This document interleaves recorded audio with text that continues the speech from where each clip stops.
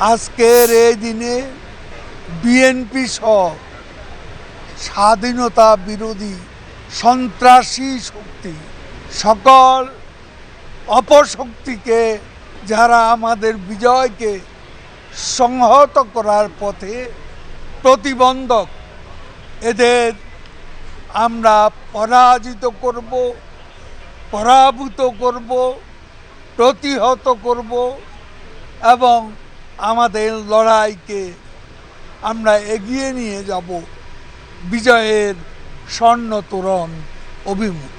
আজকের এই দিনে আমরা শপথ নেব মুক্তিযুদ্ধের চেতনা, বঙ্গবন্ধু কন্যা শেখ হাসিনার নেতৃত্বে বঙ্গবন্ধুর স্বপ্নের সোনার বাংলা বিনির্মাণে ধারাবাহিক লড়াইয়ে আমরা এগিয়ে যাব।